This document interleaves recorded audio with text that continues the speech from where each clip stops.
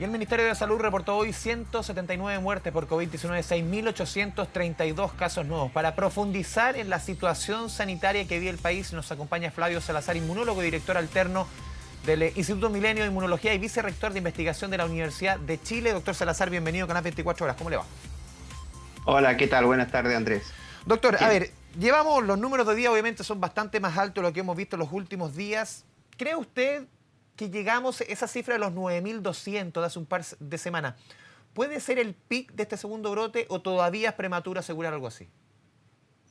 Bueno, todas estas cifras no están predestinadas, es una situación que es dinámica y depende del comportamiento de la población.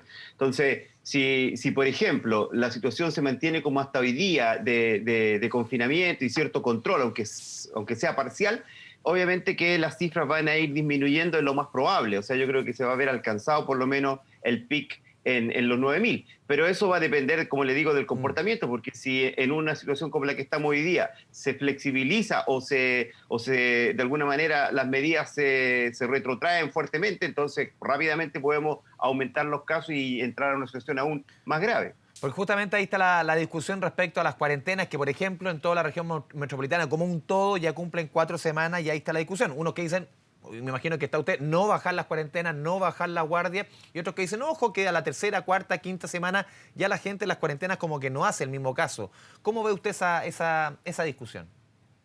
Creo que refleja claramente una realidad. O sea, en el fondo hay una discusión que tiene que ver con la necesidad de mantener cierto control, porque estábamos o sea, tener 6.800 casos todavía es parte del pic. O sea, O sea, estamos es en una más alto situación todavía. que el pic del primer brote, para ponerlo en consideración un Exactamente, o sea, poco. no estamos en una situación, digamos, Mm. de regresar con estas cifras, estamos en medio de. Entonces, hay variaciones incluso diarias que dependen de diversas, digamos, formas de contabilizar los casos. Por lo tanto, yo creo que todavía estamos en una situación de peligro. Ahora, las decisiones respecto a la cuarentena o a las medidas tienen que ser, como hemos conversado varias veces, integrales. Hay muchos aspectos, entre ellos hay que considerar también el cansancio o la fatiga que tienen las personas por las propias necesidades que se les generan de tener que salir, pero yo creo que hoy día todavía es prematuro como para Sí. pensar de que rápidamente tengamos que flexibilizar. Probablemente va a haber un plan nuevamente digamos, de desconfinamiento prolongado en el tiempo, pero es probable que las cifras continúen bajando en los próximos días si es que mantenemos cierto control de la circulación.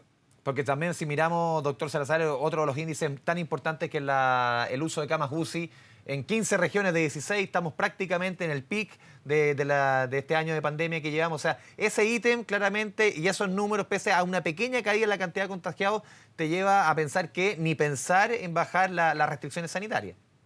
No, claro, porque, sí, o sea, en el fondo es lo que estamos conversando. O sea, si se flexibiliza, si rompemos la disciplina, o sea, estas medidas dolorosas de tener que estar confinados tienen que ver con una situación que se nos puede escapar de las manos y que muchas veces hemos estado al borde de ello, pero todavía no salimos de esa situación, por lo tanto es prematuro hoy día pensar cuál va a ser la medida de mañana o de pasado mañana. Probablemente si mantenemos el control, vamos a poder ir desconfinando en los próximos días, pero no creo que Sí. sea ahora el momento de plantearlo.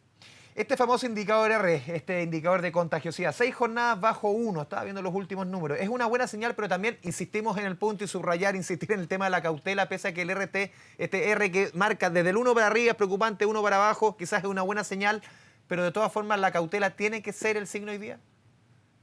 No, lo que pasa es que ese número lo que va ¿Mm? indicando cuando es mayor que uno es que vamos acelerando, ¿no es cierto? Es como que ponemos el pie en el acelerador y cada vez vamos más rápido, o sea, cada vez tenemos más contagios. Cuando menor que uno, entonces empieza a disminuir esa aceleración, pero de todas maneras se mantiene la velocidad que llevamos, por lo tanto, no, ese R es mayor o es más o menos importante dependiendo de los casos que están circulando en el momento. Por eso creo que hoy día o sea, hay que ser optimista en el sentido de que las medidas siempre digamos, de control de la circulación tienen un efecto, van disminuyendo la crisis, pero no se produce de un día para otro y hoy día, como estamos conversando, estamos todavía en una situación muy compleja y cualquier variación se nos puede nuevamente explotar los números y tener situaciones que sean aún peores. Doctor Salazar, ¿cómo ve usted el proceso de vacunación? Hoy día por lo menos se entregaban números, los entregaba el doctor París casi el día miércoles. Ayer hubo casi 170.000 dosis entregadas y señalaba el ministro de Salud, no ha habido ninguna disminución en la velocidad de vacunación. ¿Cómo ve usted el proceso que hemos visto en ciertos rangos etarios? La semana pasada se entregaban 48, 49 años, solamente 2/3 de la población de esa edad se vacunó. ¿Cómo ha visto usted el proceso? Mire, yo creo que ahí no hay que tomar las opiniones como una crítica a una gestión, porque eso es lo primero que aparece, o sea, uno está a favor o en contra de cómo se han gestionado las vacunas. Lo primero es que es positivo de que exista una gran cantidad de personas que ya estén vacunadas, ¿no es cierto?, que los adultos mayores hayan sido vacunados y que tengamos un proceso que, si lo comparamos a nivel internacional, es bastante bueno, porque las posibilidades de obtener vacuna a nivel mundial está muy difícil, es muy complejo, la OMS así lo ha manifestado, ¿no es cierto? Hay una acumulación muy fuerte de las vacunas en los países más desarrollados.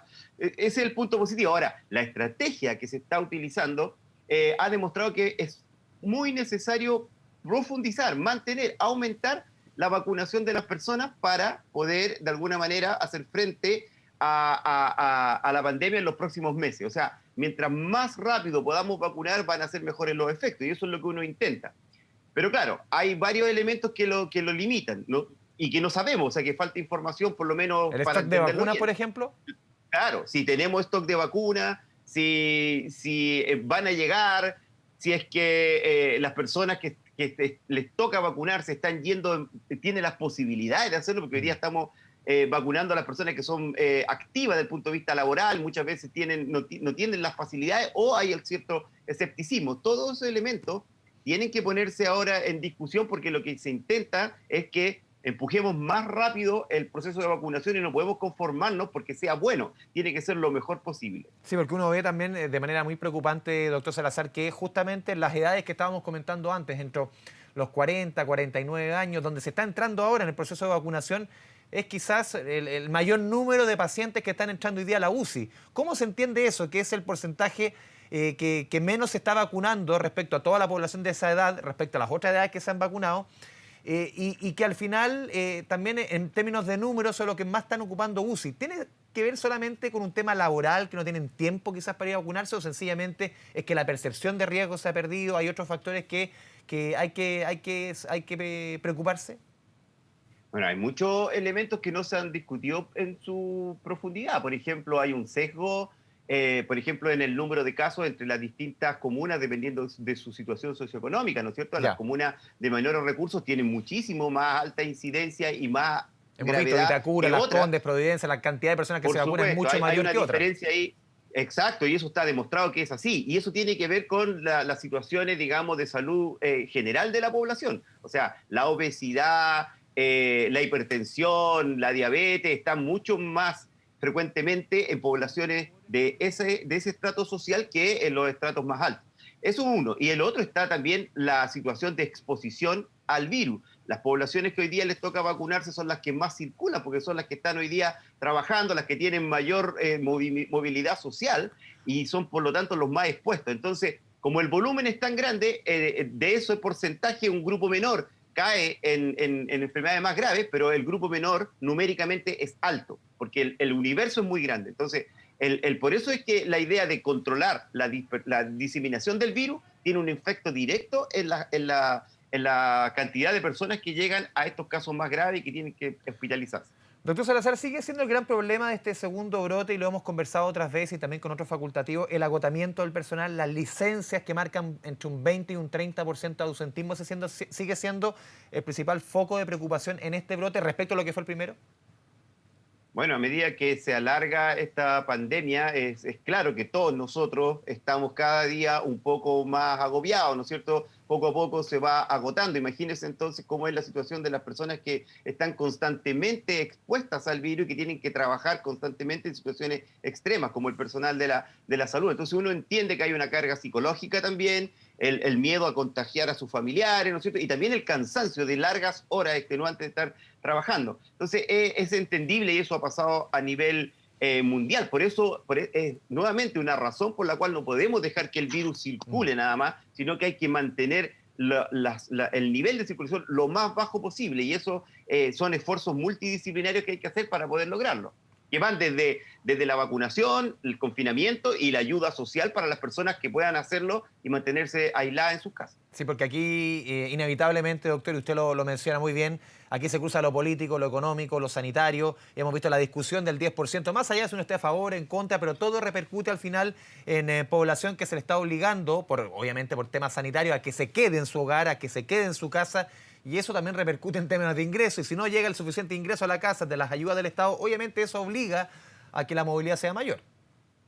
Claro, así es, la situación, digamos, económica para la familia ha empeorado, la misma, digamos, preocupación por el futuro incide en esto, por lo tanto hay que tener cierto grado de comprensión, pero yo creo que lo importante es establecer claridad respecto a las políticas que se tienen que aplicar y como usted mismo lo decía, tienen que ser integrales, tienen que preocuparse de todos esos aspectos que mencionamos, que va desde la movilidad, la vacunación y el apoyo económico para las familias. Si logramos tener una política coherente, vamos a salir más rápido de la pandemia, porque que vamos a salir, Sí. pero cuánto nos vamos a demorar y cuántas víctimas van a haber es importante tenerlo en cuenta. Doctor, lo último, ¿se está notando en el número de contagiados, en los números que estamos viendo, se está notando ya el proceso de vacunas o todavía no de manera tan marcada? Bueno, yo creo que tanto los estudios, digamos, de modelamiento como los informes que ha entregado el mismo ministerio respecto a las vacunas demuestran que sí existe un efecto positivo de la vacuna en la protección de la población, particularmente en la tasa, ¿no es cierto?, de gente que tiene enfermedades sintomáticas y más aún graves, ha disminuido fuertemente en los grupos que están vacunados. Entonces, hay un efecto positivo, pero claro, todavía no está vacunada la suficiente proporción de la población como para que salgamos de esta situación grave. Sobre todo porque, como decía, justamente las personas que más están circulando hoy día son los que no están vacunados. Entonces, y no son pocos, son muchos millones de personas. Por lo tanto, por eso no se logra todavía vislumbrar el efecto positivo de las vacunas. Pero que va a venir eso va a venir seguro. Doctor Flavio Salazar, le agradecemos este espacio, esta conversación con Canal 24 Horas y como decía usted, a no bajar la guardia, no actuar seguir con cautela porque el virus sigue ahí y muy presente. Gracias, doctor. Ya, gracias Andrés, que esté bien. Chao, Saludos. chao.